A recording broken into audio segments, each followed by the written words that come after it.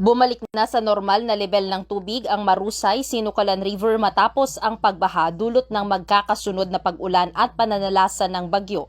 Ayon sa pinakahuling monitoring ng Municipal Disaster Risk Reduction and Management Office o MDRRMO ng Calasiao. Bagamat idineklara ang state of calamity sa nasabing bayan, patuloy pa rin ang pagtutok ng mga otoridad sa kalagayan ng 3 barangay na nananatiling may stagnant water.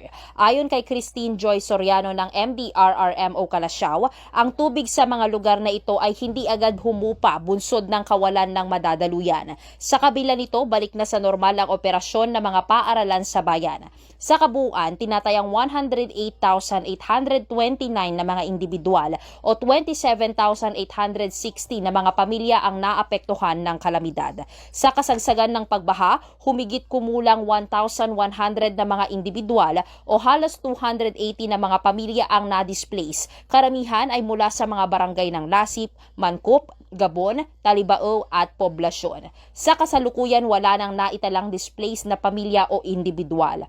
Base sa initial damage assessment report, umabot sa 239,700,000 pesos ang pinsala sa mga kalsada at tulay, habang 17,375,000 pesos naman ang tinamong pinsala sa mga paaralan. Sa sektor ng agrikultura, tinatayang nasa 38,889,400 pesos ang pinsala, habang 632,800 pesos naman ang naitalang pinsala sa larangan ng veterinary, kabilang na ang livestock at poultry. Sa kabuuan, 296,597,200 ang kabuuang danyos mula sa naranasang kalamidad. 4 sa kabahayan naman ang naitalang bahagyang nasira bunsod ng kalamidad.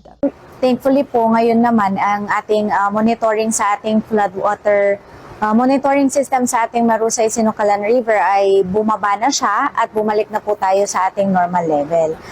Bagamat ang huli nating data sa ngayon ay meron 3 barangays na naiiwan po na merong stagnant water. Although ito naman po ay isolated lamang, ibig kong sabihin, meron pa ring maliit na stretch doon sa kanilang area kung saan meron pa ring naiipong tubig. Ito po ay galing sa tubig ulan at gawa nung pag-apaw ng ilog noong mga nakaraang linggo during the kasagsagan po ng mga series ng bagyo na naranasan ng ating bayan.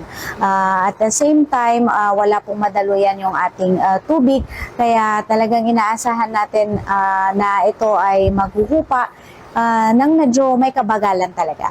Ayan, sa ngayon po wala na po tayong displaced individuals, pero noong kasagsagan po na noong bagyo dito sa ating bayan, umabot po tayo ng humigit kumulang 1,100 na individual, more or less nasa 280 families po ito.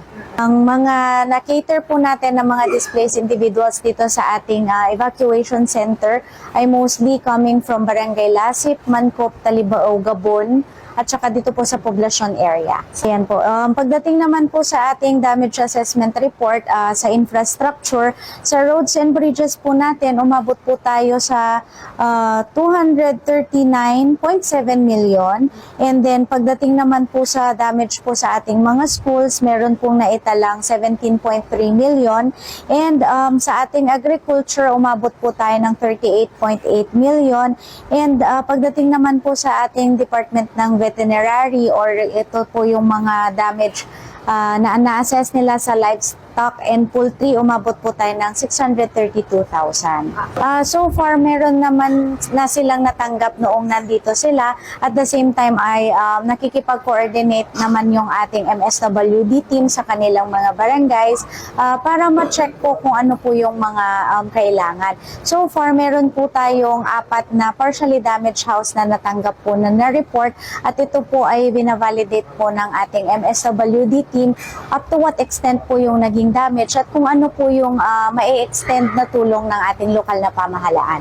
Ayan po, dito naman po sa bayan natin sa Calasiao, we are on the road to recovery. Bagamat tayo naman talaga ay naka-experience ng talagang naramdaman natin yung hagupit ng mga sunod-sunod na bagyo dito sa ating bayan. Thankfully naman po ay dahil po sa pagkakaisa at pagtutulong-tulungan po natin ay napalagpas na po natin yung dagok dito sa ating bayan. At ganun pa rin po, dahil nga may binabantayan pa rin po tayong sama ng panahon, patuloy pa rin po ang ating monitoring at koordinasyon at nawa po ay magtuloy-tuloy ang ating pagtutulungan at pagkakaisa upang masigurado po natin ang kaligtasan ng bawat isa. Patuloy din ang pagtanggap ng mga apektadong pamilya ng ayuda at tuloy-tuloy ang koordinasyon ng Municipal Social Welfare and Development Office o MSWDO sa mga barangay upang matukoy ang iba pang mga pangangailangan ng mga residente.